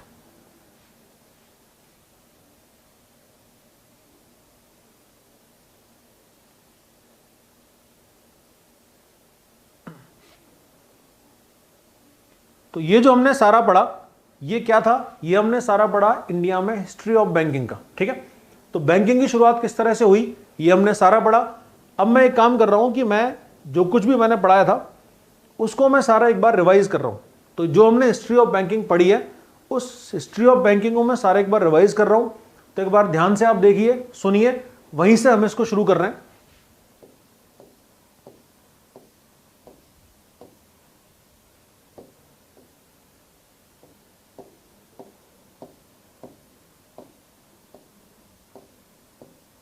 हाँ जी, तो हमने जो बात करनी शुरू करी थी वो कैसे करी थी कि इंडिया में ईस्ट इंडिया कंपनी आई। ईस्ट इंडिया कंपनी के जो आने का ईयर था वो था 1600 में ईस्ट इंडिया कंपनी बनी। 1608 में ये ईस्ट इंडिया कंपनी आई। आने के बाद इसने ट्रेड करना शुरू किया, लेकिन शुरू में ट्रेड कर रही थी, बाद में उसने क्या किया, अपने आप को पॉलिटिकल पावर बनाया। तो पॉलिटिकल पावर बनाने के बाद में उसने इंडिया में कुछ युद्ध लड़ने शुरू करे, इंडिया के एरिया को जीतना शुरू किया। तो 1720 में बॉम्बे में पहला बैंक ऑफ बॉम्बे बना। ये बैंक ऑफ बॉम्बे जो है वो फेल हो गया क्योंकि इसमें कंपनी का कोई खास सपोर्ट नहीं था। तो तो ये खत्म हुआ, ठीक है। फिर इसके बाद में 1757 में बैटल ऑफ प्लासी हुआ, 1764 में बैटल ऑफ बक्सर हुआ, 1765 में ट्रीटी ऑफ इलाहाबाद हुआ। इन सब से क्या हुआ कि फाइनली ब्रिटिश कंपनी के पैर इंडिया में जम गए, ठीक है। तो जमने के बाद इन्होंने क्या किया, जमने के बाद इन्होंने सोचा कि थोड़ा सा जो है वो इस तरह की चीज़ों को प्रमोट किया जाए जिससे कि वो लोकल ट्रेड आराम से कर सकें। तो इसीलिए इंडिया में शुरुआत हुई किसकी, बैंकिंग की। तो हमने इस बैंकिंग हिस्ट्री को 3 पार्ट्स में डिवाइड किया। फर्स्ट फेज था 1770 टू 1969, दूसरा फेज है 1969 टू 1991 और तीसरा फेज है 1991 टू नाउ, ठीक है। तो हमने इसका फर्स्ट फेज पढ़ना शुरू किया। फर्स्ट फेज में जो सबसे पहला बैंक था, यानी इंडिया का पहला बैंक कौन सा बना, ये था 1770 का बैंक ऑफ हिंदुस्तान। और ये कहां पर बना था, ये बना था कैलकाटा में। तो इंडिया का पहला बैंक कौन सा बना 1770 में, बैंक ऑफ हिंदुस्तान, कहां पर, कैलकाटा में। इसके बाद 1786 में कैलकाटा में ही General Bank of India, General Bank of Bengal बना, लेकिन वो फेल हो गया, वो नहीं चल पाया, ठीक है। तो ये इंडिविजुअल बैंक्स थे, बेसिकली किसी ट्रेडर ने या किसी इंडस्ट्रियलिस्ट ने इनको शुरू किया था, किसी इन्वेस्टर ने शुरू किया। पहली बार गवर्नमेंट ने जब बैंकिंग पर बात करनी शुरू करी तो सबसे पहला बैंक उसने कौन सा बनाया, 1806 का बैंक ऑफ बंगाल, जो कहां पर बना था, कैलकाटा में। इसको 50 लाख रुपए की इनिशियल कैपिटल से शुरू किया गया था। फिर 1840 में बैंक ऑफ बॉम्बे बना, बॉम्बे में ही, जिसको 52 लाख की इनिशियल कैपिटल से शुरू किया गया था। 1868 में बैंक ऑफ बॉम्बे का नाम क्या हो गया, न्यू बैंक ऑफ बॉम्बे, ठीक है। फिर इसके बाद 1843 में आया बैंक ऑफ मद्रास, यानी बैंक ऑफ मद्रास। इसको 30 लाख रुपए की इनिशियल कैपिटल से शुरू किया था।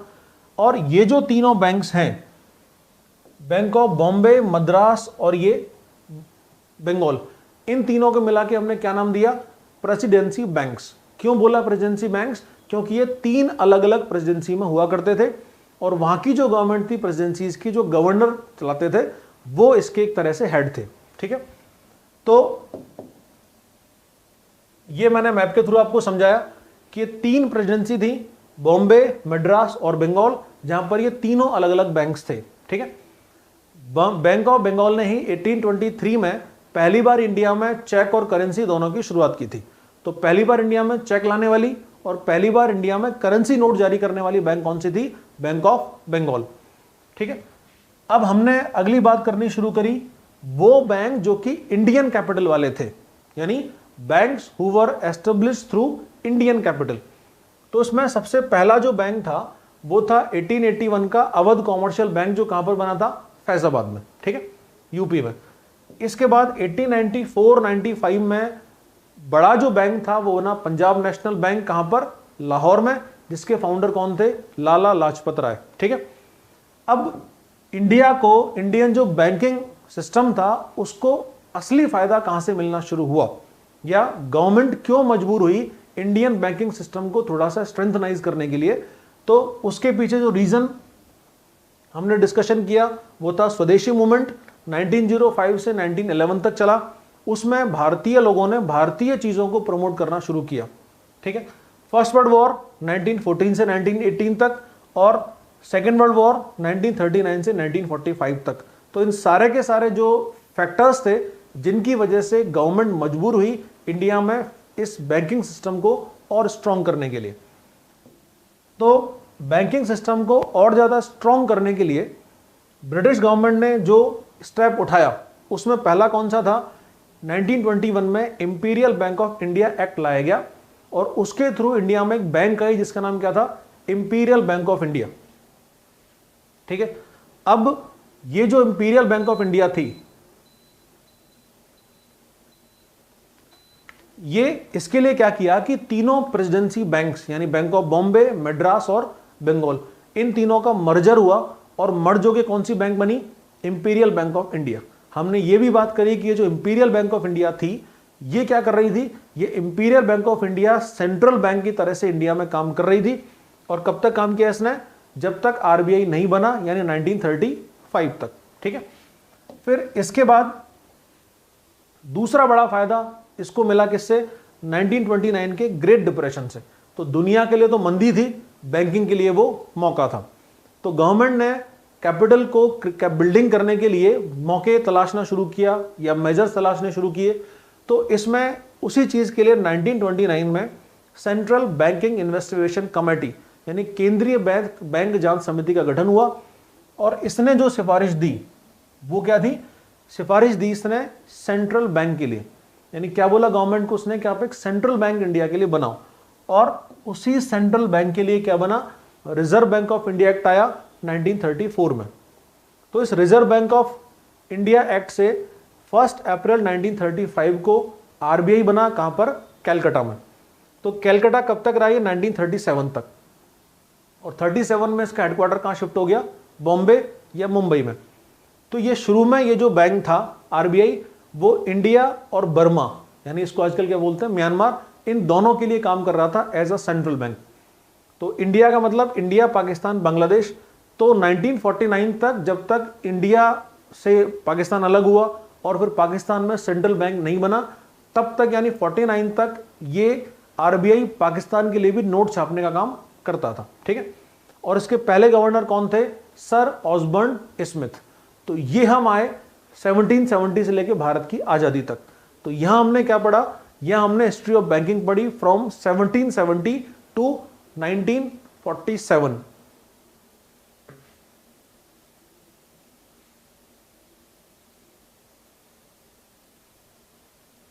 सेंट्रल बैंक क्या होता है इस पे बात करेंगे अभी हम। सेंट्रल बैंक बेसिकली क्या होता है, क्यों होता है, उस पर हम आएंगे। But central bank, her country का एक सेंट्रल बैंक होता है जो पूरी मॉनेटरी पॉलिसी को रेगुलेट करता है, जो वहां पर लिक्विडिटी या मनी सप्लाई को कंट्रोल करता है, जो पॉलिसी रेट डिसाइड करता है सब चीज़ों की, सारे बैंक्स को लाइसेंस देता है। ठीक है। कमर्शियल बैंक्स को लाइसेंस देता है, कोऑपरेटिव बैंक जो है उनको रेगुलेट करने का काम भी कर सकता है। तो ये बेसिकली जितना भी फाइनेंस का काम है, मनी का काम है, वो सारा सेंट्रल बैंक उसको रेगुलेट करता है। ठीक है।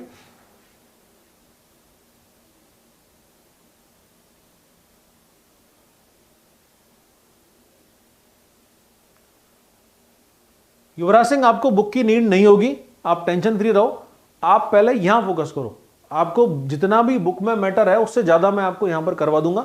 तो मेरी कोशिश है कि 20 दिन में इसको मैक्सिमाइज कर दूं। तो इसीलिए मैं आपको कह रहा हूं कि जितनी बार देखोगे इन वीडियोस को उतना ज्यादा आपको फायदा होगा। यही रीजन है।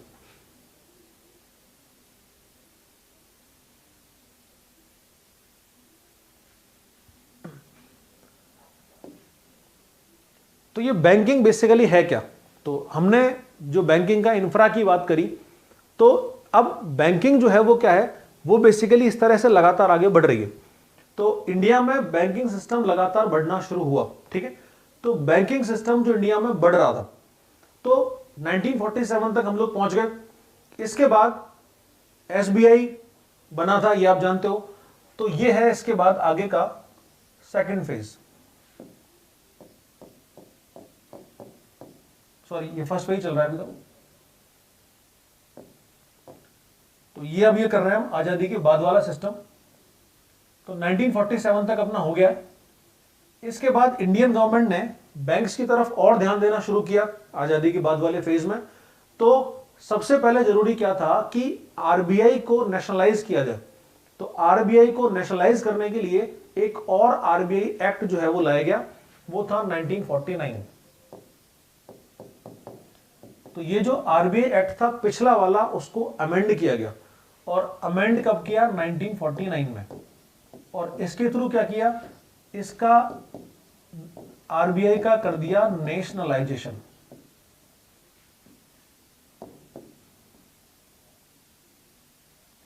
यानी इसके बाद क्या हुआ? RBI become a national property, यानी आरबीआई जो है वो एक नेशनल प्रॉपर्टी बना या राष्ट्रीय संपत्ति बना। तो आरबीआई का नेशनलाइजेशन कब किया? 1949 में, थ्रू आरबीआई एक्ट। अब इसके बाद क्या हुआ कि वो जो imperial Bank of India act था, उस इंपीरियल बैंक ऑफ इंडिया में भी अमेंडमेंट किया गया और एक और एक्ट लेके आए, state Bank of India act.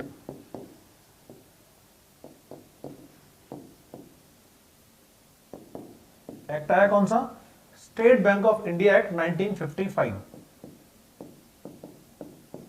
और इस एक्ट के थ्रू क्या किया? ये किया इंपीरियल बैंक का नेशनलाइजेशन। ये हुआ इंपीरियल बैंक का नेशनलाइजेशन। ठीक है, तो 1949 में आरबीआई एक्ट के थ्रू क्या किया, आरबीआई का नेशनलाइजेशन हुआ। और 1955 में state Bank of India act के थ्रू क्या किया, ये जो इंपीरियल बैंक था पहले हमने जिसको भी पढ़ा था कि 1921 में वो तीनों प्रेसिडेंसी बैंक्स को मर्ज करके बना था, अब क्या किया कि उसका कर दिया क्या, नेशनलाइजेशन। ठीक है, तो अब ये किस नाम से आ गया, इसका नाम चेंज हुआ, रीनेम्ड हुआ as State Bank of India. अब अगला काम क्या किया कि उस समय जितने भी बैंक्स थे उन सारे के सारे बैंक्स को, ये प्राइवेट बैंक्स थे या कोई गवर्नमेंट के बैंक थे, उन सबको नेशनल प्रॉपर्टी बनाने की बात चल रही थी। तो उसी में राजाओं की संपत्ति के भी कुछ बैंक्स थे। तो ये आप जानते होंगे कि जब इंडिया बना, यानी इंडिया जो आज है, जब 1947 में बना तो उसमें सभी राजाओं ने सहमति दी कि हम भी इंडियन यूनियन में शामिल होंगे। तो वो सारे के सारे राजा जो हैं वो इंडियन यूनियन में शामिल हुए।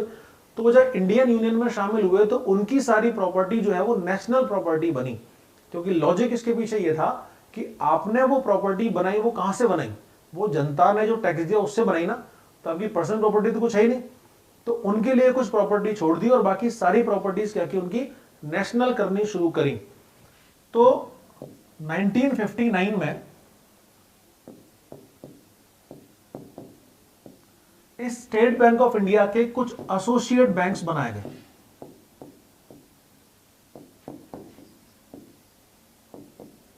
तो कुछ बैंक्स को क्या किया, आईसीएस को इनका एसोसिएट बैंक्स बना दिया गया। अब वो एसोसिएट बैंक्स बेसिकली कौन कौन से थे, जो उस समय किसी राजा की प्रॉपर्टी थे। जैसे जयपुर के राजा की प्रॉपर्टी था state Bank of Jaipur, Bikaner के राजा की प्रॉपर्टी था state Bank of Bikaner, Patiala के राजा की प्रॉपर्टी था state Bank of Patiala, Indore के राजा की प्रॉपर्टी था state Bank of Indore, Travancore के राजा की प्रॉपर्टी था स्टेट बैंक ऑफ ट्रावनकोर। तो इस तरह से या स्टेट बैंक ऑफ सौराष्ट्र, इन सारे के सारे बैंक्स को क्या किया, एसबीआई का एसोसिएट बैंक्स बना दिया गया। तो 1959 में ये सारे के सारे बैंक्स एसबीआई के एसोसिएट बैंक्स बन गए। अब अगला काम क्या किया कि ये आप सब जानते हो कि इसके बाद ये जो एसोसिएट बैंक्स थे इनको भी फाइनली एसबीआई में मर्ज कर दिया गया। तो ईयर आप जानते हो कि फाइनली 2017 में ये सारे के सारे हो गए मर्ज्ड। तो मर्ज्ड विद एसबीआई। तो अभी एसबीआई का कोई भी एसोसिएट बैंक नहीं है, ठीक है, because all the banks of SBI associate banks have been merged in the SBI. तो एसबीआई में सारे बैंक्स को मर्ज कर दिया, अब ये कोई भी एसोसिएट बैंक एसबीआई का नहीं है। तो ये आफ्टर इंडिपेंडेंस इंडियन गवर्नमेंट क्या कर रही है कि इसको और ज्यादा कंपोजिट करने की कोशिश कर रही है, और ज्यादा कंसोलिडेट करने की कोशिश कर रही है। इसके बाद 1965 का जो टाइम था, आप जानते होंगे शायद कि इंडिया के लिए बड़ा क्रूशियल टाइम था। ये ईयर आया 1965, ये हमारे लिए बड़ा क्रूशियल था। क्रूशियल क्यों था कि 1965 में एक तरफ तो पाकिस्तान का अटैक हुआ और दूसरी तरफ 1965 में ही भारत में बहुत बड़ा आर्थिक संकट आया। और वो संकट किस बात का था, बेसिकली अनाज का। हमारे पास हमारा सूखा पड़ा उस समय इंडिया में, ड्रॉट या फेमाइन हुआ, और उसकी वजह से भारत में गेहूं की जो फसल थी वो बर्बाद हो गई, बारिश नहीं हो रही थी। तो लाल बहादुर शास्त्री जो उस समय प्राइम मिनिस्टर थे, उन्होंने जय जवान जय किसान का नारा दिया था। आप जानते हो उस बात को। जय किसान नारा क्यों दिया, कि उस समय देश को किसानों की जरूरत थी। और जय जवान का नारा क्यों दिया क्योंकि उस समय देश को जवानों की जरूरत थी, क्योंकि पाकिस्तान का अटैक हुआ था, दूसरी तरफ देश में अकाल पड़ा हुआ था, सूखा था, किसानों की जरूरत थी। तो इसीलिए जय जवान जय किसान का नारा प्रधानमंत्री लाल बहादुर शास्त्री ने भारतीयों को दिया। उन्होंने इतनी तक अपील की कि हम लोग एक टाइम खाना बंद कर दें। यानी सोचने वाली बात है कि उन्होंने बोलना शुरू किया कि आप लोग सप्ताह में कम से कम एक दिन का उपवास रखो। इससे फायदा क्या होगा, देश का खाना बचेगा और जो नीडी लोग हैं उन तक शायद भोजन पहुंचेगा। तो ये इतनी बड़ी अपील उस समय प्राइम मिनिस्टर ने पब्लिक स्टेज से हम लोगों के लिए की थी। तो 1965 में ही जब वॉर खत्म हुआ, उनकी डेथ हुई। इसके बाद प्रधानमंत्री बनी इंदिरा गांधी। इंदिरा गांधी थोड़ी सी सोशलिस्ट नेचर की थी, यानी क्योंकि जवाहरलाल नेहरू की बेटी थी, जवाहरलाल नेहरू भी सोशलिस्ट थे या समाजवादी थे, नेहरू इंदिरा भी समाजवादी थी, तो इन्होंने कुछ बैंक्स को नेशनल करने का जो है वो प्लान बनाना शुरू किया और 1969 में ये इंप्लीमेंटेशन हुआ। तो उस समय कुल 14 बैंक्स को नेशनलाइजेशन किया गया। तो यहां पर हुआ नेशनलाइजेशन ऑफ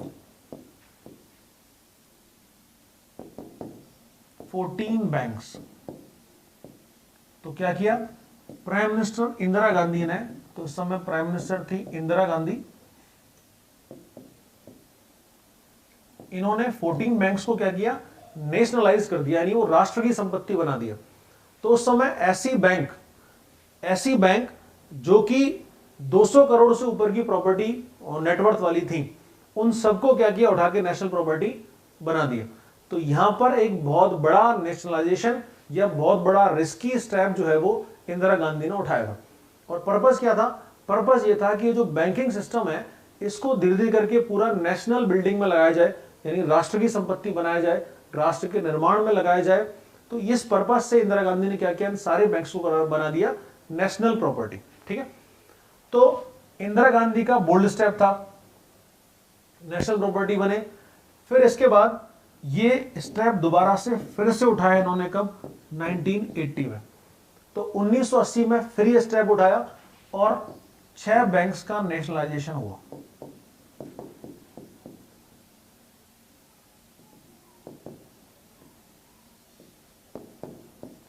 तो इस तरह से 14 बैंक्स तो इनिशियली और 6 बैंक्स बाद में, ये 20 बैंक का हो गया नेशनलाइजेशन। ठीक है, तो ये 20 नेशनलाइज्ड बैंक उस समय इंडिया में काम कर रहे थे। तो 20 तो ये बैंक थे, फिर इसके अलावा एसबीआई, और ये तो ये 20+1 इस तरह से स्ट्रक्चर उस समय बोला करते थे, यानी 20 तो नेशनलाइज्ड बैंक है, +1 SBI and it's associate banks. तो ये बैंकिंग का स्ट्रक्चर उस समय इंडिया में हुआ करता था। तो ये इसी तरह चलता रहा सिस्टम कब, 1991 तक। तो 1991 तक हम लोग जिस अप्रोच पे, जिस स्ट्रेटजी पे काम कर रहे थे, वो हमारी स्ट्रेटजी कौन सी थी, उस स्ट्रेटजी को बोला जाता है सोशलिज्म।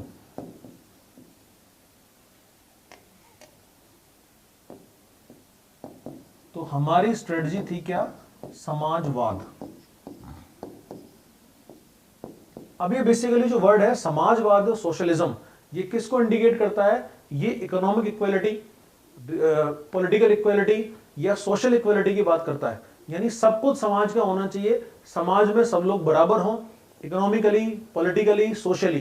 तो इस तरह की इक्वलिटी की बात ये समाजवाद करता है। तो उस समय हमारा जो टारगेट था वो क्या था, वो था समाजवाद।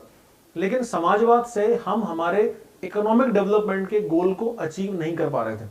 शुरू में इंडिया को फायदा हुआ, लेकिन बाद वाली कंडीशन ऐसी हुई कि जब 1989 के बाद इंडिया में 2-3 सरकारें लगातार चेंज हुई, राजीव गांधी की डेथ हुई, फिर वीपी सिंह प्राइम मिनिस्टर बने, फिर चंद्रशेखर प्राइम मिनिस्टर बने, फिर PV Narasimha Rao prime minister बने। दूसरी तरफ गल्फ वॉर शुरू हो गया, यानी खाड़ी के युद्ध शुरू हुए। अमेरिका ने इराक पर अटैक कर दिया। उस इराक पर अटैक करने की वजह से जो है, सॉरी, पहले इराक ने कुवैत पर अटैक किया था, फिर अमेरिका ने इराक पर अटैक कर दिया। तो जितने भी गल्फ कंट्रीज थे, इन सब की इकोनॉमी एक झटके में धराशायी हो गई। वहां जो पेट्रोल लेकर के आने वाले जो क्रूज थे या जो कार्गो शिप्स थे, वो सारे डूबने लगे। अमेरिका ने उनको डुबाना शुरू कर दिया, इराक ने अपने तेल के कुओं में आग लगा दी। ये सारी कहानी उस समय घटी थी। तो उसकी वजह से इंडिया में बहुत बड़ा इकोनॉमिक क्राइसिस था, वो आ गया। रुपए की कीमत लगातार गिर रही थी, हमारे पास इंपोर्ट करने के लिए पैसा खत्म हो चुका था, वर्ल्ड बैंक मना कर चुका था कि हम आपको कोई लोन नहीं देंगे, कहीं से लोन आने की उम्मीद नहीं बची थी।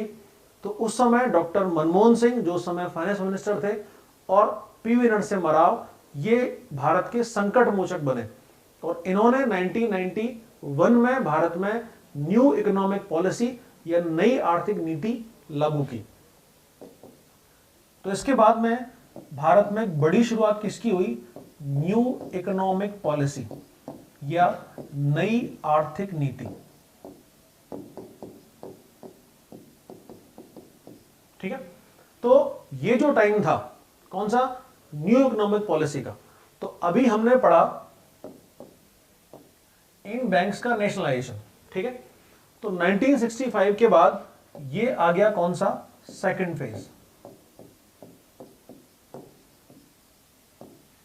ठीक है, तो ये वाला हमारा सेकंड फेज है। इस सेकंड फेज में हम लोगों ने क्या किया, इन बैंक्स को नेशनलाइज करना शुरू किया। तो 1969 में 14 बैंक्स और उसके बाद 1980 में 6 बैंक्स, इन टोटल 20 बैंक जो है उनको नेशनलाइज कर दिया। उसके पहले 21वीं ये एसबीआई था।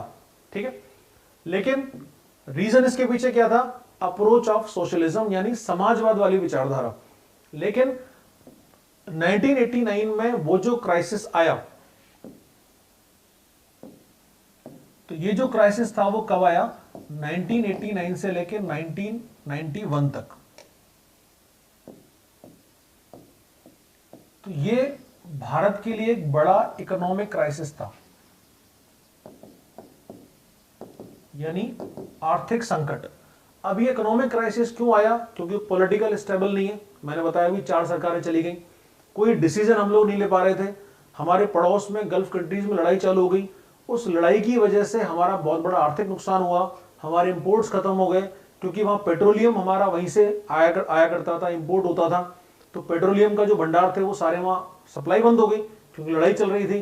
जितने भी कार्गोज थे उनको जला दिया करते थे या डुबो दिया करते थे। तो इसीलिए हमारे हर चीज जो है वो महंगी होनी शुरू हुई, और इसीलिए हमें लानी पड़ी क्या, न्यू इकोनॉमिक पॉलिसी। और इस न्यू इकोनॉमिक पॉलिसी का जो बड़ा एडवांटेज भारत को था, या जो बड़ा फीचर इसका था, वो था India became an open market, यानी भारत एक खुला बाजार बना। तो भारत क्या बना, एक ओपन मार्केट या खुला बाजार। अब इसके पहले का जो फेज था, यानी 1969 का जो टाइम था, उस टाइम को हम बोला करते थे क्लोज्ड मार्केट। तो सेकंड फेज में इंडिया कैसा था, अगर हम इधर बात करें तो सेकंड फेज में हम लोग थे क्लोज्ड मार्केट, यानी बंद बाजार। तो ओपन मार्केट और क्लोज मार्केट दोनों में डिफरेंस क्या है, तो बेसिकली ये जो है ओपन मार्केट और क्लोज मार्केट, डिफरेंस इनमें क्या है। अब इनका डिफरेंस समझिए आप। जैसे मैं ये बात करूं कि ये कोई देश है, ये उसकी टेरिटरी या उसका बॉर्डर है, यहां पर ये दूसरा देश या फॉरेन है, तो इससे एक तो गुड्स यानी कि वस्तु, दूसरी इसकी सर्विस यानी कि सेवा, और तीसरी इसकी कैपिटल यानी पूंजी। तो अगर विदेशी वस्तु, विदेशी सेवा और विदेशी पूंजी, यानी फॉरेन गुड्स, फॉरेन सर्विसेज और फॉरेन कैपिटल, ये तीनों अगर यहां पर पहुंचती हैं, यानी अगर फॉरेन गुड्स, फॉरेन सर्विसेज और फॉरेन कैपिटल ये तीनों के तीनों यहां पर पहुंचती हैं, तो ये क्या हो गया, खुला बाजार। तो हमने क्या किया कि ये जो ट्रेड बैरियर्स थे इनको हमने खत्म कर दिया, और दूसरे देश से आने वाली सर्विसेज को, गुड्स को और कैपिटल को हमारे यहां आने की परमिशन दी। ये तो क्या हुआ, ये हुआ बेसिकली ओपन मार्केट। लेकिन इसके पहले हम जो क्लोज मार्केट की बात कर रहे हैं, क्लोज मार्केट का मतलब ये हुआ कि हमने इन तीनों चीजों को अपने आने की परमिशन नहीं दी, यानी foreign capital, foreign goods and foreign services were not permitted in India before 1991। तो हम क्या थे, उस समय क्लोज्ड इकोनॉमी थे। अब ये बात भी आप समझ सकते हो कि ये हमारा कोई मामा तो लगता नहीं है, यानी कि अगर हम इसको अपने यहां आने की परमिशन नहीं दें तो कोई क्यों हमें अपने आने देगा। यानी कि हम अगर इसको बोलें कि भाई तू तेरी सर्विस यहां दे, तू तेरे गुड्स यहां सप्लाई कर, तू तेरा इन्वेस्टमेंट यहां पे कर, तो ही तो वो हमें परमिशन देगा कि हम उसके देश में जाके सर्विसेज दे सकें या गुड्स पहुंचा सकें या कैपिटल इन्वेस्टमेंट कर सकें। तो यही रीजन था कि इंडियन गुड्स सर्विसेज भी वहां तक नहीं पहुंच पाती थी।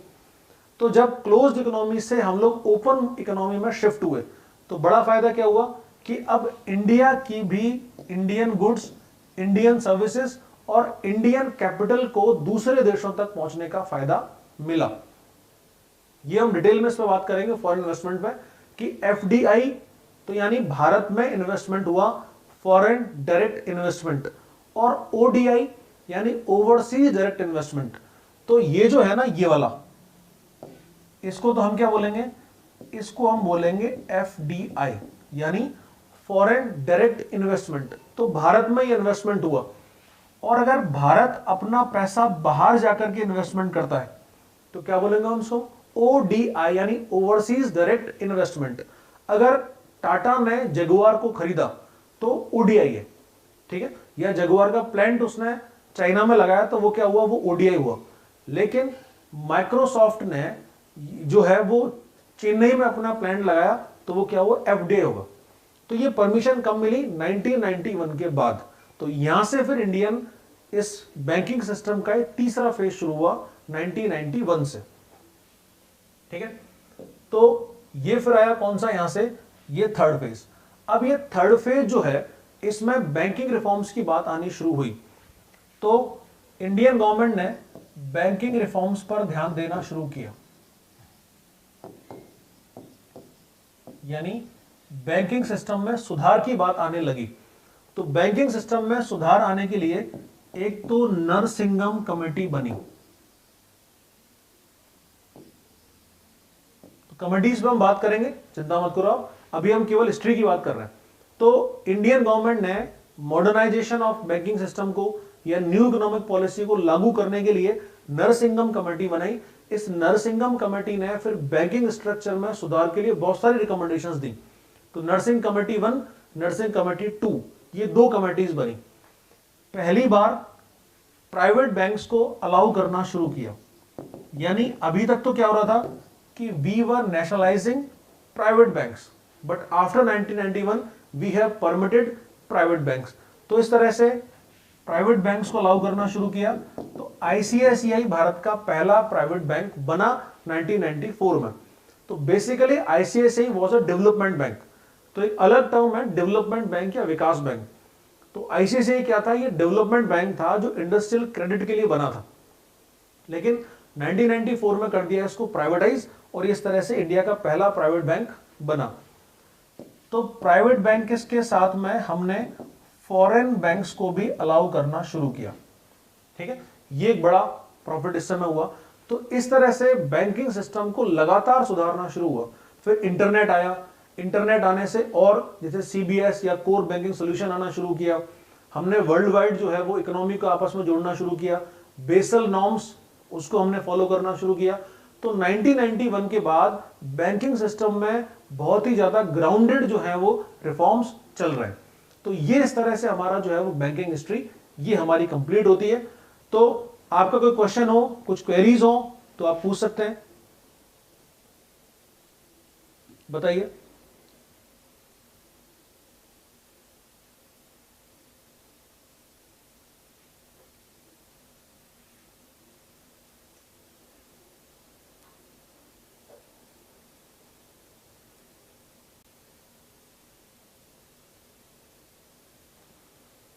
क्रांति, आपने जो बोला वो बिल्कुल ठीक है, मैं इस बात से सहमत हूं कि जब तक इकोनॉमिक इक्वलिटी की हम बात तब करें जब पहले सोशल इक्वलिटी आए।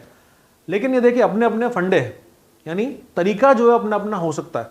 अब इसमें बहुत सारे जो वेस्टर्न जो थ्योरी है, जो अमेरिका में या ब्रिटेन में या फ्रांस में थी, वो कहते हैं कि प्राइवेटाइज होने से क्या होता है, ग्रोथ अपने आप होती है, इनफिल्ट्रेशन होना शुरू हो जाता है। अब ऐसा वहां पर दिखता भी है, या प्राइवेटाइजेशन हर जगह पर बेनिफिशियरी हो ऐसा भी नहीं होता, या प्राइवेटाइजेशन हर जगह पर हार्मफुल हो ऐसा भी नहीं होता। ये बेसिकली डिपेंड करता है गवर्नमेंट की पॉलिसीज पे।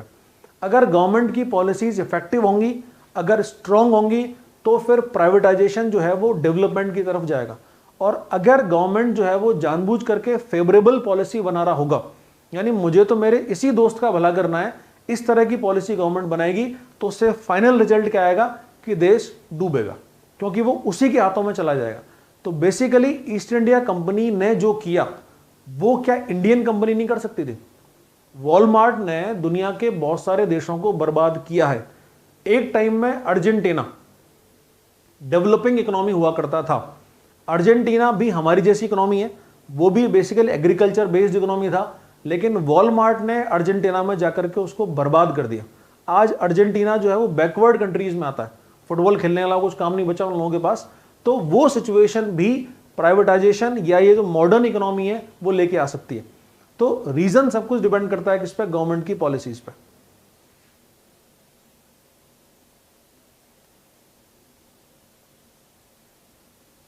How foreign banks played role in banking reform. देखो फॉरेन बैंक जो है उनके आने से फायदा क्या होता है कि बेसिकली जो फॉरेन कैपिटल है वो भी आना शुरू होता है। तो फॉरेन कैपिटल आने से आपके ट्रेड को बहुत बड़ा फायदा मिलता है। दूसरा, आपको बैंकिंग सिस्टम चाहिए ना, बैंकिंग सिस्टम के लिए आपको कंपटीशन भी देना पड़ेगा। अगर आप चाहते हो कि आप HDFC को इंडिया में आने की परमिशन दो, ठीक है, तो SBI भी तो बाहर जाएगा ना। तो SBI भी बाहर गया, बैंक ऑफ बड़ौदा बाहर गया, केनरा बैंक भी बाहर गया, तो जितने भी इंडियन बैंक्स हैं वो भी तो बाहर जाकर अपनी ब्रांचेस खोल रहे हैं। तो बेसिकली ये ग्लोबलाइजेशन का टाइम है, यानी ग्लोबल इकोनॉमी की हमें बात करनी है। हमें इन ट्रेड बैरियर्स को या जो इकोनॉमिक बैरियर्स हैं इनको खत्म करना है। तो बेसिकली ग्लोबल विलेज या एक पूरी तरह से विश्व का गांव हमें बनाना है, इसीलिए ये सारा जरूरी है।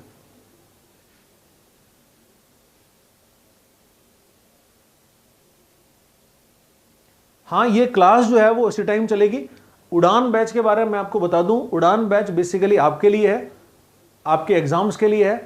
रोज शाम को 4 बजे इसकी क्लास स्टार्ट होती है। तो 4 बजे से मैथ्स की क्लास होती है, फिर 5:30 बजे से लेकर के इसकी इंग्लिश की क्लास चलती है, और ये 8 बजे ये जो क्लास है ये बैंकिंग वाली है।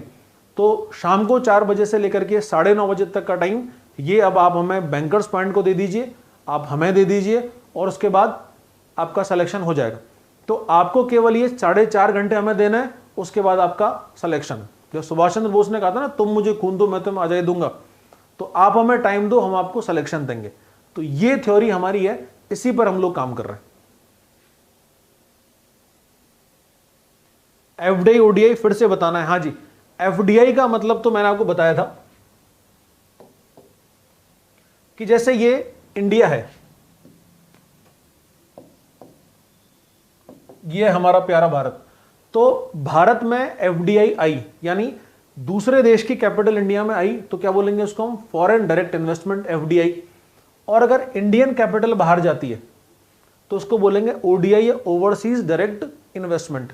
तो इंडियन कैपिटल बाहर जाती है तो क्या बोलेंगे उसको, ODI। जैसे मैंने आपको एग्जांपल दिया कि टाटा ने जगुआर खरीदा, तो ये ODI का एग्जांपल हुआ। और माइक्रोसॉफ्ट ने जो है वो यहां किया, वो उसका इसका FDI का एग्जांपल हुआ। ये इस तरह से होगा इसमें।